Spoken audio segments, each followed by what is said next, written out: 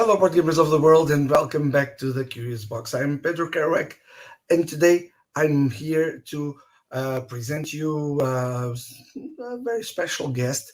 We'll be talking about the other side of this guest, as we did with Sam Healy before, and as we'll be doing every once in a while with our special guests. Our guest for today is a special guest of honor here, and he is he's a board game designer. He's a board game publisher. He loves cookies, and he is also a podcaster. Welcome to the show, Ignacy TRZEWICZEK. Hello, good evening, good morning. Here's my cookie monster mug. Yes, I love cookies, I love game design. Hello, how are you? I'm fine, thank you. How is it going in Poland? It's a calm evening right now, raining outside, so it's good to be at home. I am curious now that we are talking about cookies, and I wasn't supposed to ask this, but how did this passion for cookies start? Do you remember as a kid, maybe? No, I mean, every kid likes sweets, obviously, but the cookies story began when I said in one of the interviews that I like cookies, and it became viral. And now at every conventions, fans are approaching me and giving me cookies. Last month we had PortalCon. This is a convention dedicated to Portal Games fans, and I received, because I counted, 132 packages of cookies. So over 100 packages of cookies. Yeah, so it is when you say something in the internet, it may become viral and it may be very dangerous. For me, it's getting cookies from every single convention I'm visiting. Did they give you tea also, or only cookies? Yes. I got also a couple of packages of tea. My wife gets a couple of beers. So yes, here at conventions we get a lot of gifts and we eat them all. Perfect. So, and it's also perfect to play board games, I guess. Yes. Um, do you put the tea close to the board games or on a different table? No, I'm not scared. So yes, I drink tea and I have my cookies and I have my board. If there is a emergency, if something is spoiled on the board, I'm not worried. It makes a history, it makes some memories. So unless the game is extremely expensive and rare, I don't care, and I'm okay with sometimes even destroying some parts. So Slavic Ignacy doesn't apply here. Absolutely. Perfect. Ignacy, tell me when did you start playing board games? I mean, you do a lot of things, as I said in the beginning of the show. You write, you create your own board games, you develop board games from other people, and you also publish them, which is maybe most people don't know, but publishing is a lot of work. I mean, a lot of work. That is true. But you do everything. So how did this start, and how did it become such a big thing? Yeah, so I was as a teenager. Of course, I read a lot of books, science fiction and fantasy, and as every teenager at some age, I was a nerd and I was deep into the science fiction. And at some point, I discovered role playing games. In the 90s, first role playing games were published in Poland because in 70s and 80s there was no role playing games. So in 90s, when I was a teenager, it was a novelty. It was something new. So of course I got interested in this new thing that was role playing games, and it was my passion for many years. And when I was in the college, and I needed money like every single student on the planet, and I needed to start working. I figured out that maybe I would try to earn money being a writer and journalist about role playing games. And I wrote a couple of texts about role playing games and sent it to the magazine about role playing games in Poland. And they said that these texts are very interesting. They paid me money, which was amazing because I was suddenly paid author.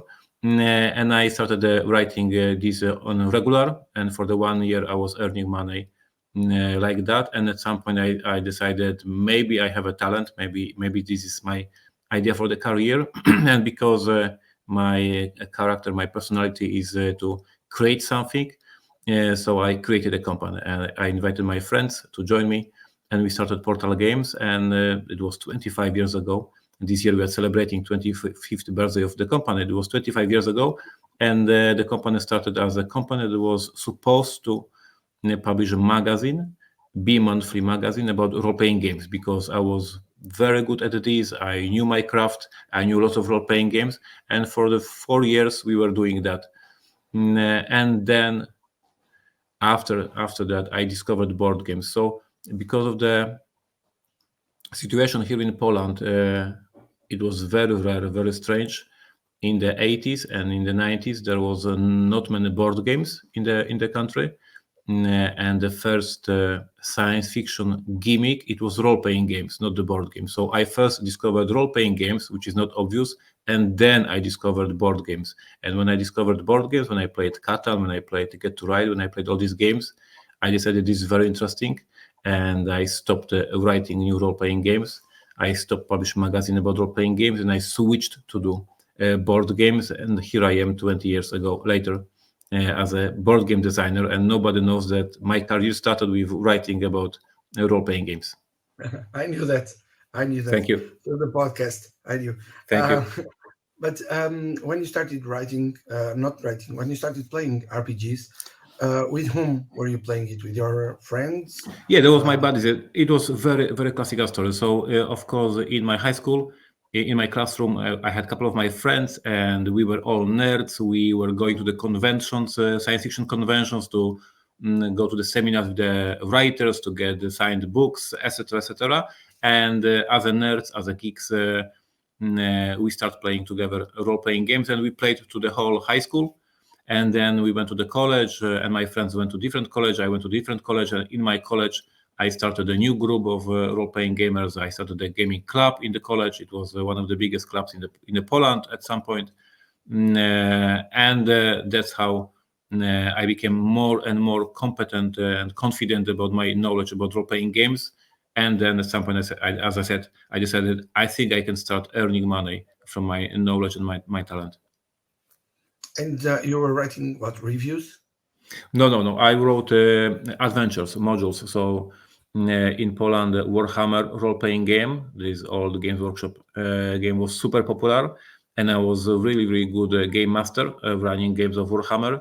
So I started writing articles how to become a great game master for the Warhammer role-playing game, and I also started writing adventures of official adventures for the Warhammer, and that's how it started. And then I started writing my own role-playing games like Neuroshima, and the history changed after I said, okay, I'm done with role-playing games. Now I want to do board games.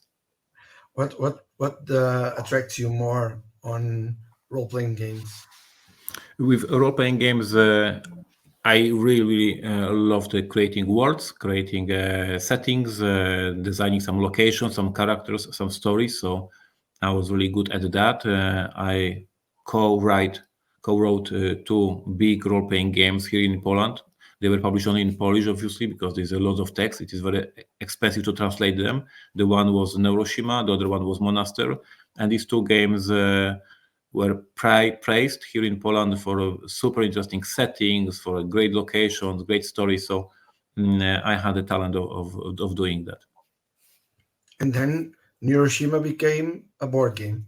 Yeah, so Neuroshima was absolutely phenomenal in Poland. It became the most popular role-playing game in Poland. It was selling better than Dungeons and Dragons or Warhammer or Cyberpunk. Like, we were the biggest role-playing game in Poland. People really loved what we created, and because we sold so many rule books for Neuroshima role-playing game, there was so many players playing. We are talking about tens of thousands of people playing the game in Poland.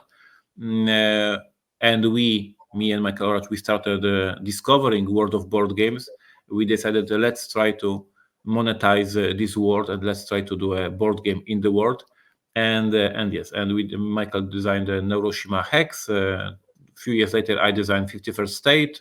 Then I designed Neuroshima Convoy. So we were continuing to support Neuroshima because there was so many geeks who loved the Neuroshima in Poland. We even published only in Polish miniature game. So there was an actual miniature game with the metal miniatures, and they were having a combats on the tabletop. So Neuroshima is a big brand in Poland.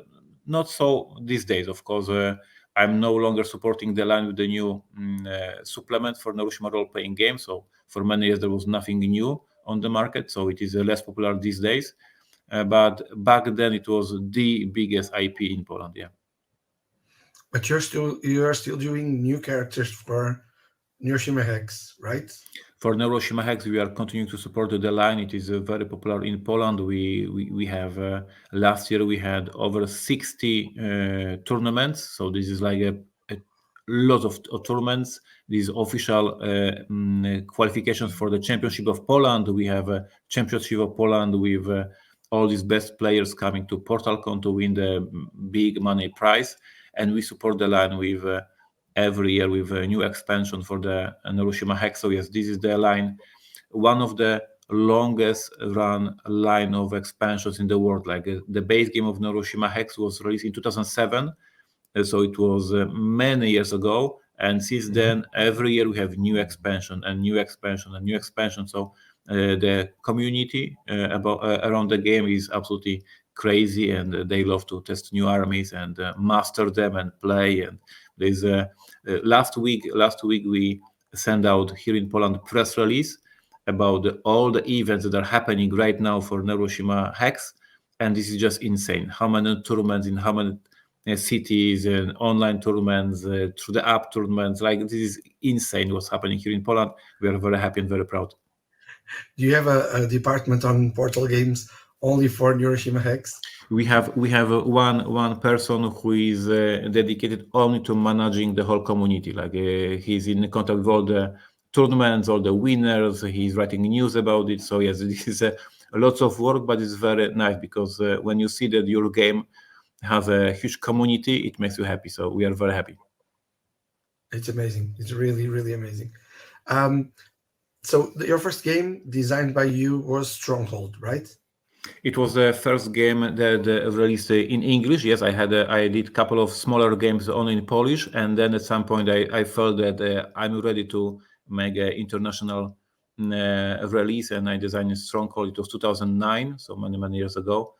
It was my first game I released was in in S. Poland back then. I was in Poland in 2009, living there. Oh, that's cool. Yeah, yeah. So let's get back to the first game, even in Polish. What year was that? The first game the first board game I designed only in Polish, it was 2001 or 2002, like very early. It was called Machine. It was a party game. A party game. Wow. And what was the? I mean, what difficulties? What was the hardest part of doing your first game? What difficulties did you face in the beginning? This is crazy because back then, and I think it is difficult to even understand it, but you guys have to trust me. Back then in 2002, there was no board games released in Poland. There was you went to a game store and there was no board games, only role-playing games and only miniature games like a Games Workshop, but there was nothing like board games. Literally, I'm serious. And when I designed a machine, this game, in terms of the design, it was one weekend of the work. It was super simple. It was a stupid party game, like a Munchkin style. I did it in one weekend, very simple. But to explain to the customers what's a board game, that it is fun, that they can buy it in the box, for us to discover how to produce the game, because no manufacturer knew how to create board game. It was very weird times, beginning of the board game industry in Poland. So designing the game on a one weekend of just silly fun, but publishing this game, it was like a Mount Everest for us, so discovering the whole industry. So you published your first game. Yes, How many copies? we did 1,000 copies, and the whole thing that I designed this game in a weekend as a joke. I brought it to the company just to have silly fun, and because there was no board game, so I did it only for my friends as a silly joke. There was no plan to publish it, and then we went to the convention, one of the biggest conventions in Poland back then, to promote our role-playing game, and as a joke, I brought this prototype just as a silly joke. And after the convention, everybody was asking, "This game is great. When we can buy it?" And I was saying, "Never. This is just a joke." And there was so much demand that we came back to the office and we said that this joke bring us money, so maybe we should actually publish it. And then we started looking for the manufacturer. We had no clue how to do it. The game when we published it looked completely ugly. It was black and white. It looked terrible, but we sold out 1,000 copies because it was the only board game in stores. So there was no competition whatsoever, and it was fun. It was silly. It was like a Munchkin. So it was people had a lot of laugh when they played it. Did you make a second edition? I did second edition 2 or 3 days later. It was also sold out, and also silly and fun. But then I grew up as a designer. I said I don't want to have silly games in my portfolio. So after second edition, there was no third edition. Then I was designer of the Stronghold and Robinson. I was serious designer. So silly game no more. Is it still possible to find the first game No, somewhere? no. It's really hard. I know that one of my hardcore fans from Belgium get a copy. He was asking fans in Poland to somehow find the secondary copy in the secondary market, and he has it. So he showed it in his vlog that he has this copy. But no, basically the game is very rare. It was 1,000 copies. It was 20 years ago. Almost impossible to get. And then you went to Stronghold because you wanted to be a serious designer, you say. Correct. And Stronghold is a very different game, and it's not a game you do over the weekend. How Correct. long did it take to design Stronghold? It was almost a year. So back then there was in the Portal game there was me and Michael Orach, two of us working full time in the company, and the idea that we had for the running the company was that every Essen, so this October, we will announce, we will tease, we will announce a new game that we are preparing for the next Essen, and then we have the whole year to design and produce the game. So that was our line. So in 2008, we went to Essen with the game Witchcraft that I did together with Michael Orach, and then at Essen we announced that we are preparing the big siege game about the castle and the forces and orcs. And then 1 year later, we came to the Essen with this game. So it was 1 year process, but it is designing the game and producing the game and delivering to the Essen. This is the whole process of 1 year. 1 year, so it's not a long time actually to do everything. It's not really a long time. And which one was the first game Portal published? It was yours, the one in Polish? But you are talking about the English edition or Polish edition? In English, in English. In English, there was a Neuroshima Hex, Michael Orach Neuroshima Hex. It was 2007.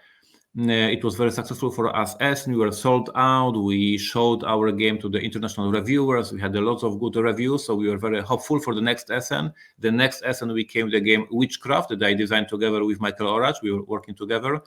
It was so people liked it, but it was not very popular. And then 2009, so 2 years after Neuroshima Hex, we came to the Essen with Stronghold, my first big game, and it was massive success for us. We released the game in English, in French, in German. I got a lot of awards for the game, so it was the big moment for our company. And how was the first time you went to Essen promoting a game from Portal? How hard was it? We were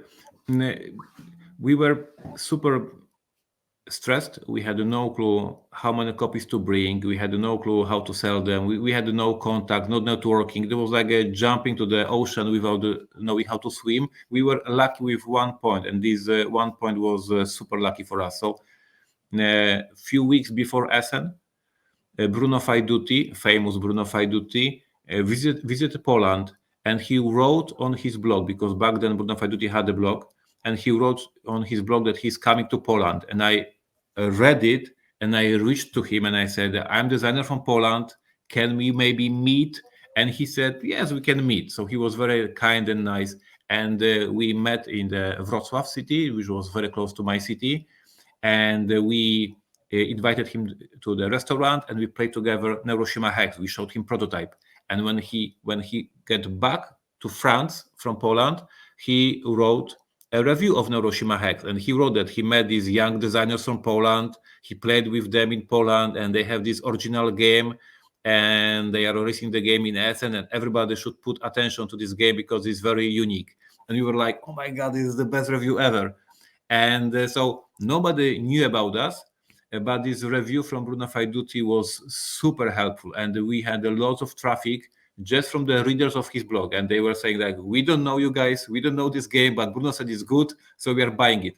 And it was a super lucky situation that he was in vacation in Poland, visiting Poland. He was kind enough to meet us, and he was kind enough to write this review, and it made a huge change. Every time I meet Bruno for years, I always say, one piece of my success is thanks to you, sir, because his first review made a big difference for us. Yeah, that is very important. Yeah. Having famous people talking about your games, that's definitely something. So you started with a party game, and then you already have a public.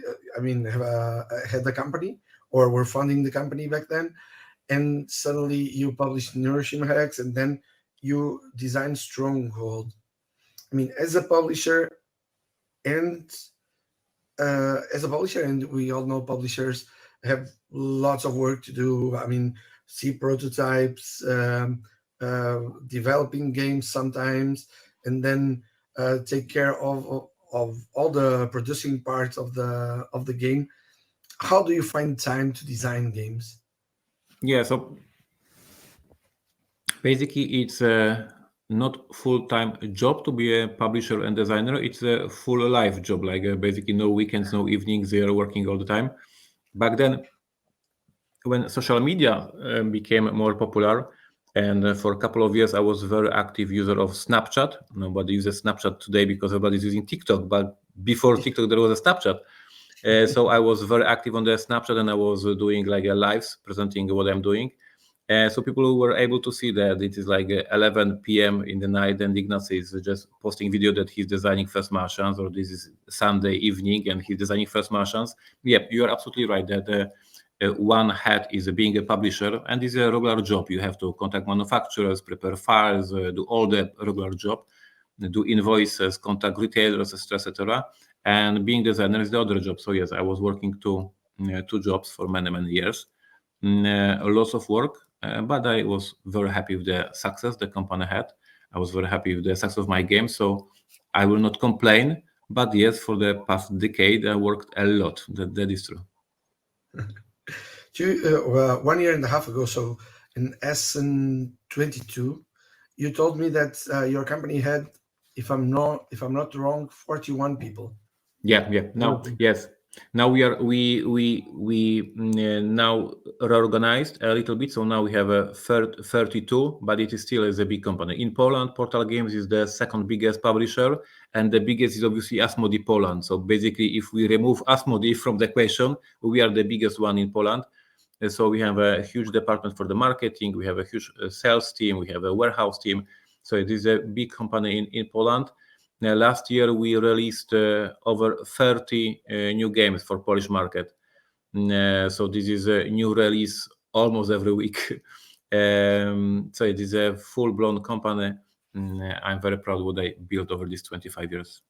How many original games did you publish last year? We for original games we did 11, and we did the Imperial Miners. So we did these two games for American market, and we did a reprint with the new expansion that was 51st State, complete Ultimate Edition, like a big box, whatever, amazing stuff. So we did one reprint with the additional expansion, and we did two new games. So this is our international releases. I'm looking here at your the games that you did. So we have Stronghold, Pret-a-Porter, 51st State, The New Era, Robinson Crusoe, Imperial Settlers, First Martians, Detective, and Imperial Miners, and so on. So they are almost all of them are classics, are considered classics these days. How do you Thank do you. this? Can you can you for the new designers who are starting, or for the old designers who have been trying to make a successful game, um, how do you do that? How do you create so many good games? And what is your phone number so they can call you?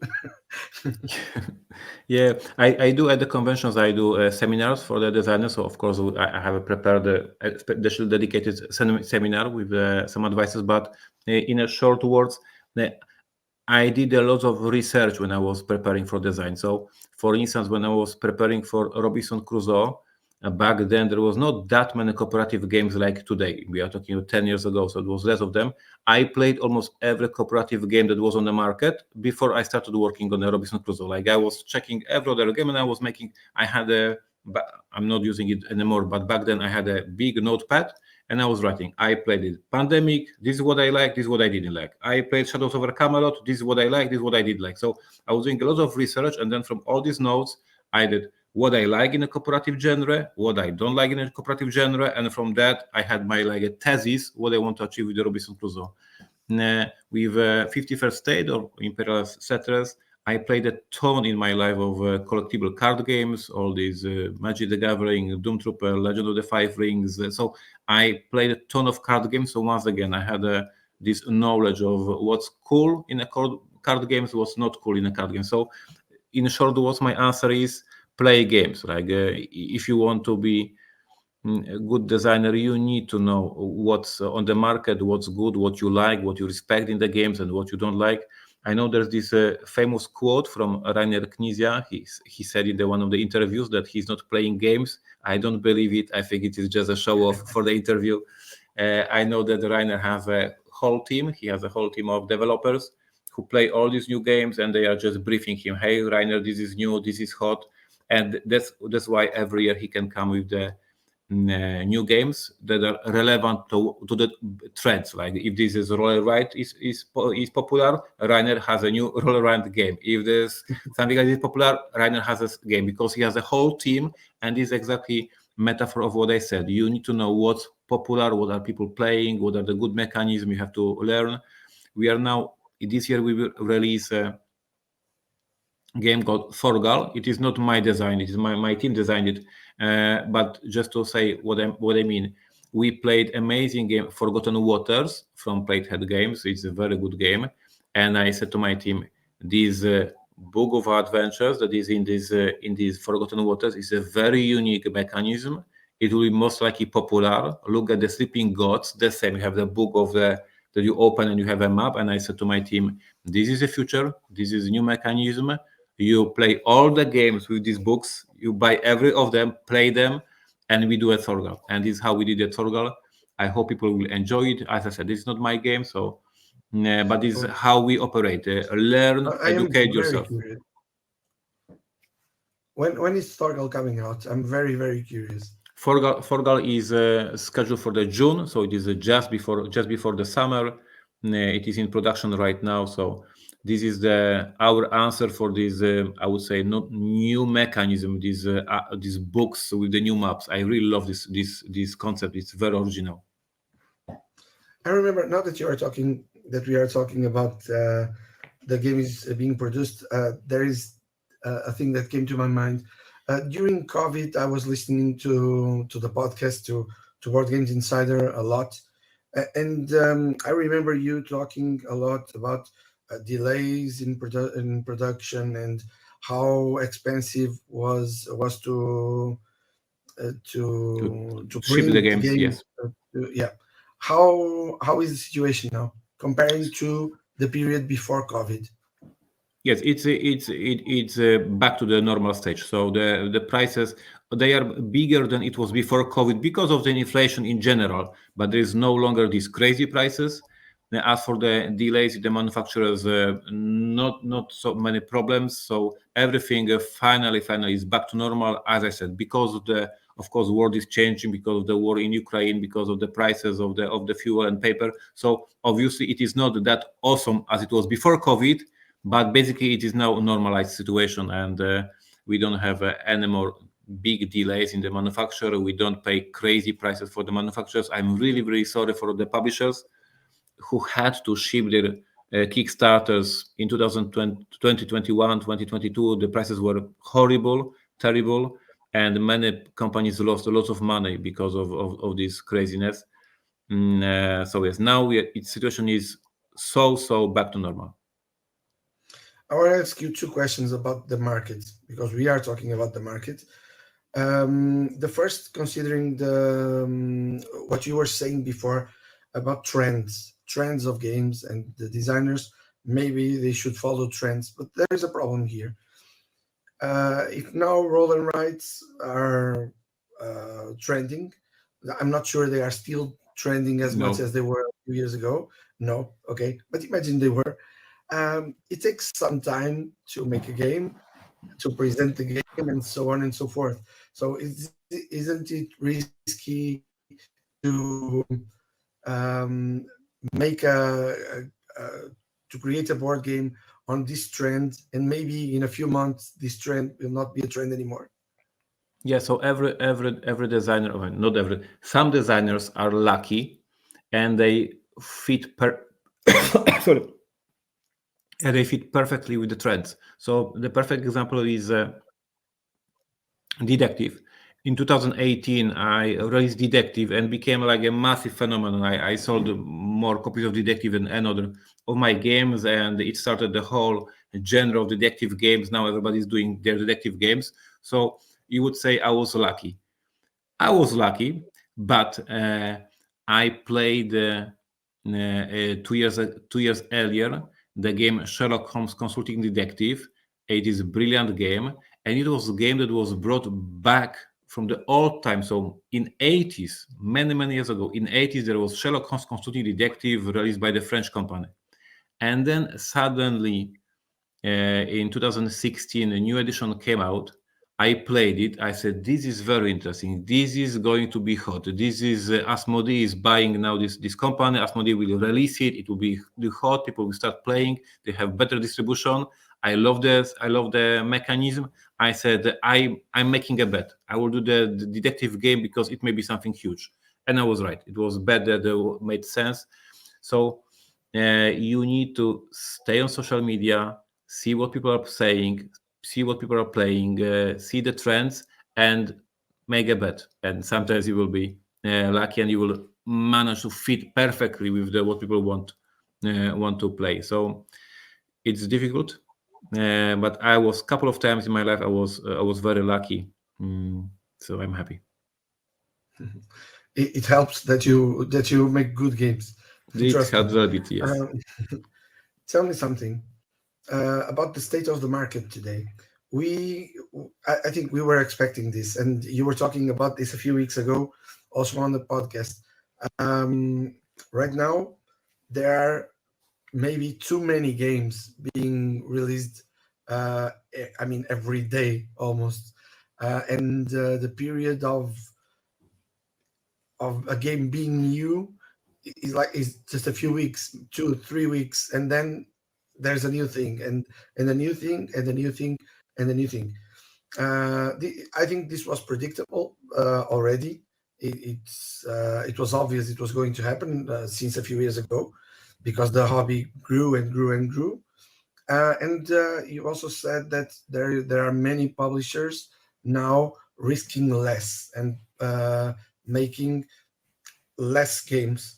I mean, maybe more games, but with less copies, right? Yes. How do you see this evolving now? Yeah, so we are in this very difficult time for the publishers. I'm very eager to see what will happen in the future because I think some collapse must happen. So what we see now, the market is completely out of the control. So you have a situation when the hype goes up. For instance, we had the wingspan, now we have the weird span. Everybody's talking about the weird span, and the weird span will be printed in 100,000 copies or 200,000 copies, and it is like crazy. And then on the other hand, you have a ton of other games that will be printed in 1,000 copies or 500 copies because, as you said, there's so many games that people will not pay attention to this game. So we have a two different situations. One, games that get a hype, so a ton of numbers, and these publishers and designers are very rich and happy. And most of the games sell very low numbers, and publishers are not risking because it is too risky. At this point, the retailers, when they order a game from the distributor, they will order, for instance, 3 copies or 5 copies of the game to their store. And if the game sells, it is good. It means that you did a good job as a designer and publisher. But when they want to restock the game, there's already new release, a new game. So they say, "Oh, I will not restock this old game because I need a new game." So basically, what happened in America in the last 2 years, there is no restock unless you have some crazy, as I said, a Wingspan or some big game. All other games have no restock. You have a one order, retailers are ordering it, and then unless there is a huge demand from the community, they will never order it again. We see it in the numbers. We have, of course, lots of historical data from all the previous years of the distribution in America, and we see that in the previous years, we had situation then there was a release of the game, and after the release of the game, of course, the game sells slower, but still sells.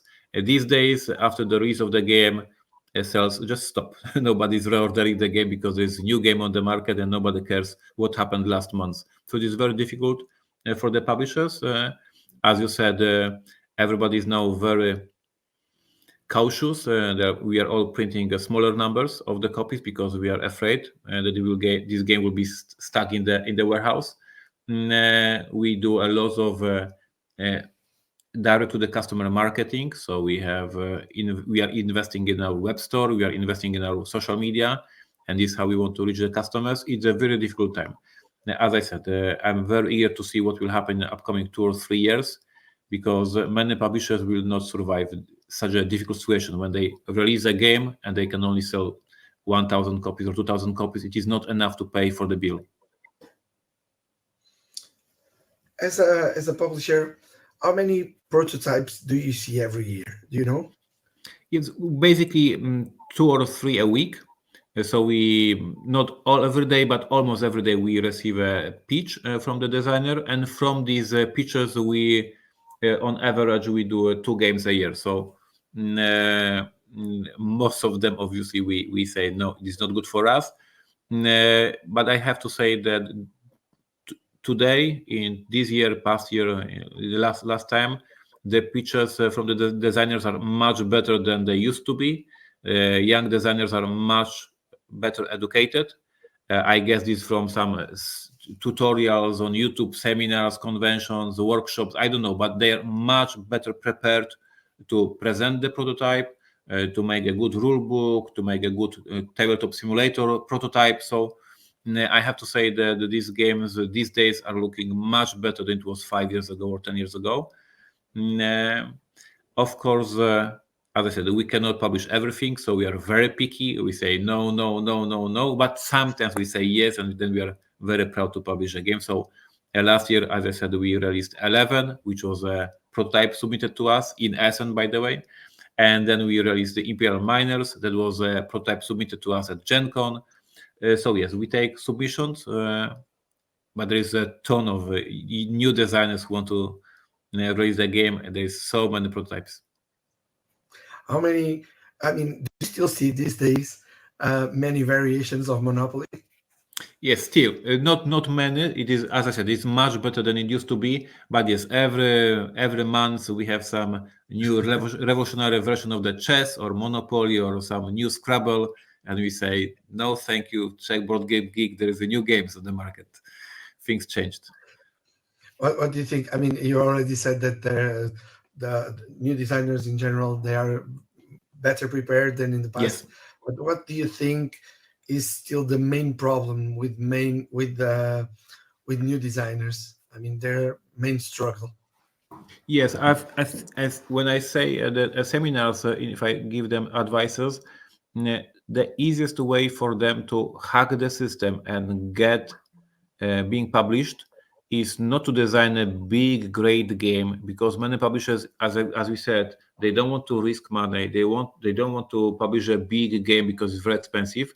But if you contact, for example, if you contact Portal Games and you say, I design expansion for Neuroshima Hex, you may expect IGNACY wants expansion for Neuroshima Hex because he releases new expansion every year. So this bigger chance for you to to have this conversation. If they contact me and say, "Here's a new faction for Imperial Settlers," I say, "Oh, that's interesting. Let me check it out." So I would say that for the young designers, if they want to have their first product published, be listed on Board Game Geek, have something published, it's much easier to you to contact your favorite publisher with the expansion to your favorite game. It's easier for you to design because already the base game is designed, so it is easier for you, and it is bigger chance that this publisher is actually looking for the expansion, and they will say, "Oh yeah, that's interesting. Actually, we wanted to have expansion, so please, we will do so." Many expansion for Neuroshima Hex that we released were submitted by fans, and it was their first ever product published. So my advice: don't create some big game, 500 cards, 300 tokens, miniatures. If you are the first time you are publishing the game, publishers will be very cautious to invest big money in a big production. So start small, either some small card game, either the expansion to existing game. Going back to the design to the IGNACY designer, is there when you go back to, maybe not to your first games, maybe to your last games, I don't know, you will tell me. And I love this question that I'm going to put you. And I always, every time I find a designer on some conventions, and I remember the first time I asked this question was to Marcus Brand in LydiaCon last year or 2 years ago. And in your games, if there is one rule you could change in one of your games, which game, which rule, which game, and why?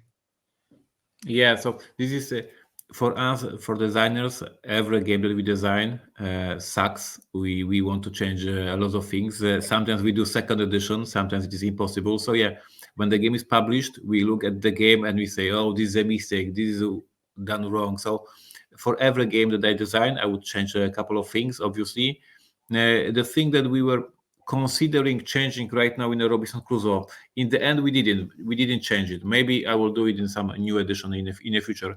I know that in Robinson Crusoe, extremely confusing for the players is the whole section of the rules of moving your shelter. So when you build a shelter, you have it on the island tile, and you are building your roof, you are building your palisade, you are building your camp. Yes, and then I design rules how to move this shelter. Basically, it is important for the gameplay that players can move the shelter on the map because of the gameplay, but it makes no sense in terms of the theme. It is super complex in terms of the rules because you're losing some of the parts of the palisade. Like, even I don't understand these rules. Like, this is mess. So if I can change it, I would remove moving shelter on the Robinson Crusoe. But as I said, in every single game that I designed, I would change something.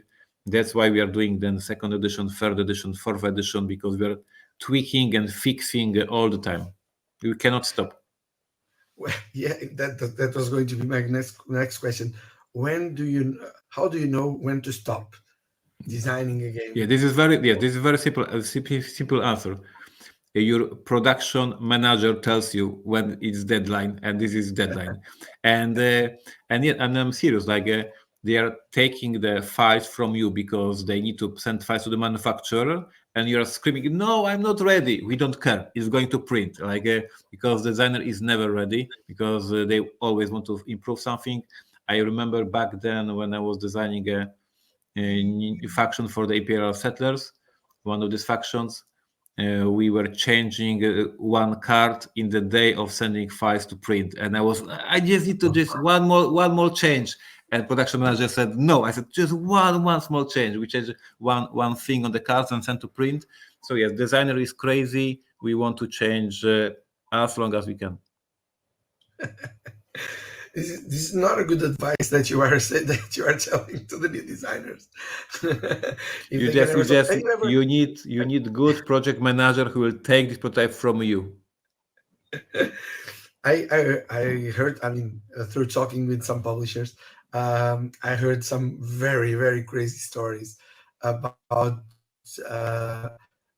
some new designers. Maybe they were not as prepared as yours, um, but about some new designers trying to. I mean, they basically didn't know anything about the market. They had a game, sometimes bad, sometimes even good game or potentially good game, but they wanted to keep the whole control, the complete control of the game. Have you ever found anyone like this? And how Yeah, do you manage? How do you deal with it? yeah. So my philosophy is that if you are reaching a publisher and you want them to publish your game, hopefully you respect this publisher. Like you want your game to be published by the company that you like. Like hopefully somebody likes Portal Games and he's submitting a prototype to Portal Games, and maybe somebody likes Asmodee and submitting prototype to Asmodee. So you are contacting the company that you like and respect. So if this is true, trust them and give the control on the game to the company that you respect. And they published many games in the past. They published many successful games, and they know what they are doing. There's a team of people working in every single company, team of developers, team of artwork designers, team of marketers, lots of people who are doing this for their living. This is their daytime job, 8 hours a day, 5 days a week.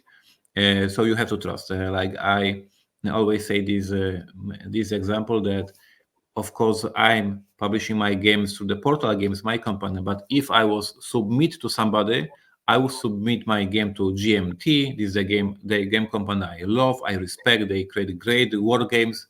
I buy a lot of GMT.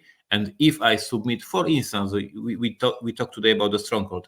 If I submit Stronghold to GMT and GMT will tell me, Ignacy, your game is very interesting, but we want to change orcs into the I don't know, Sweden forces or whatever, I would say yes. I trust you, GMT. You are my favorite publisher.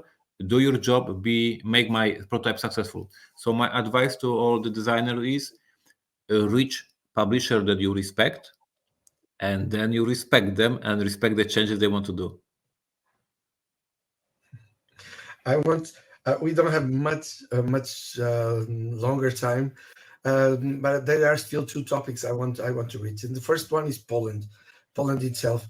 Why do you think there are so many great games coming from Poland, and actually many great publishers? Why do you think it happens? Do Yeah. you meet? Do you play together? So there There's a is first of community. I all, don't know. yes, yes. First of all, I of course I don't have a full answer, but as I said, in the 70s and in the 80s, there was no games whatsoever in Poland. In 90s, there is a revolution that role-playing games show up, and in after 2000, revolution board games are coming to our country, and suddenly we play board games. And I think that it's so new for us. It's so new hobby. This is so interesting and tempting. So it was fascinating to a lot of people from the younger generation to discover board games, and you see this like a drive of I want to design my game, and there's so many talented people. So for you in Western Europe or for you in America, you had your board games in 70s and 80s, nothing new. For us, it's new, and we all just rush to design games, and then because so many people is discovering this hobby, so many people is excited about this hobby. I think that we are lucky to have some great designers, Adam Kwapinski and Nemesis, Michael Oracz, and Hiroshima Hex.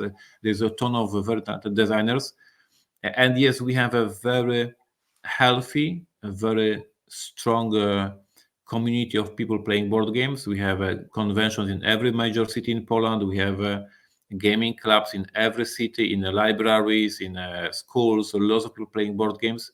So we have a great community, and somehow our designers are really, really passionate about this. So I'm very proud to be part of this, part of the Polish designers. And you even have your own convention, which is Yes, not. It's not something we see every day. A convention which belongs to a publisher only, correct. to a publisher. How did this happen? And I mean, I was seeing the pictures on your Facebook page, I guess, and I was very jealous of the people who were there, and I couldn't. Um, so, w- I mean, Back as I then, said, yes. it's not a common thing Back to do. then, I was organizer of the first Polish board game convention. So there was no board game conventions, and I did the first one. And I was doing it for 20 editions. And then I was so involved in Portal Games, I said, I'm done. I'm not doing conventions anymore. I'm busy man. Somebody else do it. So I stopped. But then after 2 years, I said, I like doing conventions. So basically, I want to do it once again. But then I figured out, so maybe I will do a small conventions because I don't have much time. So I will do a small convention only for Portal Games fans. And I announced on our website that here is a small convention, only hardcore fans, we invite you. And that was 10 years ago. It was small convention for 40 people. And now, after years past, PortalCon, this convention grew to 1,000 people. So it is no longer a small convention. It is lots of preparations, but I really love creating conventions. I did it my whole life, even when I was in college, I was already doing conventions. So I love this, the noise, the crowds, the ticket, the seminars. I absolutely love this whole atmosphere. So yeah, and people here in Poland are making fun of me that I wanted always to be like a Steve Jobs on the scene, presenting new iPad or presenting a new iPhone. So that's why I created PortalCon to present the new Robinson Crusoe, and that's true. I love to be with the audience and present new releases and have these crowds cheering and whistling and saying, "Wow, that's awesome!" So it's a great marketing event for our company to present our new games to our hardcore fans. It's for me great time to make a lot of noise and meet fans, get cookies. So yeah, I was doing conventions for my whole life, and I love it. Very, very, very well. Can you tell me 5 Polish games that everybody should know? Nemesis from Adam Kwapiński is a great game, and Hiroshima Hex by Michael Oracz, a great game. I would recommend My Robinson Crusoe to play. It's a very good cooperative game. There is one game that is very hard to discover. So, guys, if you want to go to eBay or if you want to go some secondary market, the two-player game called Metallum. Metallum. This is a science fiction two-player game, one of the best two-player games ever published. I absolutely love it. I tried to make to get the rights for this game, but not successful so far. But maybe I will do it in the future. But Metallum is a great game. And then there is this great game by Adam Kałuża called K2. It's about mountains, about going to K2 mountain. It was nominated for Spiel des Jahres. It's a very smart, very thematic Euro game about the It's a hiking. very good So game. yeah, It is a so very good game. so this is my pick. So you have thematic Nemesis, you have strategic Neuroshima Hex, you have K2, lots of very interesting games. Okay, so last 2 questions. First, you published 2 books, okay, with the entries of your blog, right? For the people who don't know, it's Board Games That Tell Stories and Board Games That Tell Stories Volume 2, maybe. Yep. See, So when is it coming out, Volume 3? this is a very good question. I wish I knew. Yes, there's a lot of new articles that I wrote on my blog, and they deserve to get a book. I am too busy, but you are right. Right now, for 25th birthday for Polish market, we are doing a translation of these books because they were never published in Poland. So now we are preparing a new edition for Polish market, and maybe to celebrate 25th. You know what? I will make a note for it. This is a good question, and maybe I will do it to celebrate for Essen. So if we do it for Essen, it is thanks to you, sir.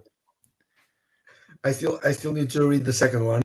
I read the first one twice, I guess, already, and I can recommend it to everybody because you can learn a lot from it, I guess. Even though you started writing it a long time ago, actually, the first one. 2012, yes, 2012 at the Yeah, beginning of 2012. designing Robinson. So yeah, A, a lot of things are still actual, and they still fit, and some things are just funny and nice. It's a silly, very yes. very enjoying, Thank you. joyful read. And my last question for you, Ignacy, it's the hardest one, but since you are my guest of honor, you will have to answer this question of mine. Uh, why do you think people should listen to you and not to Stephen Bornacore?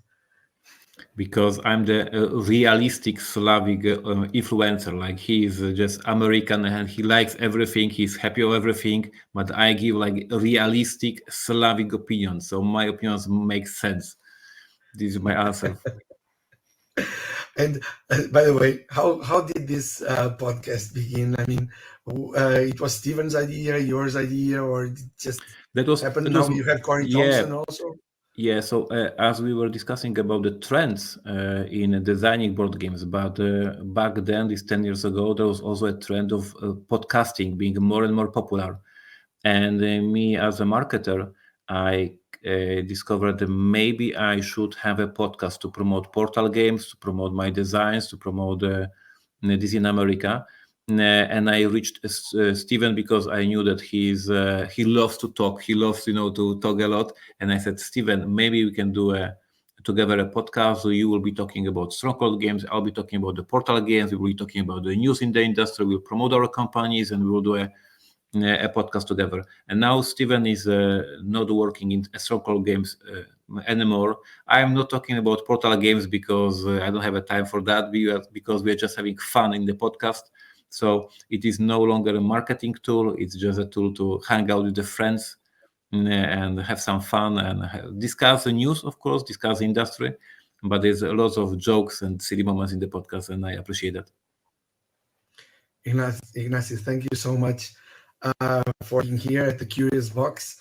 Thank you for the invitation. Or how do you say it? Dziękuję bardzo. Oh, If I remember right. very good. It is a great pleasure to have you here and to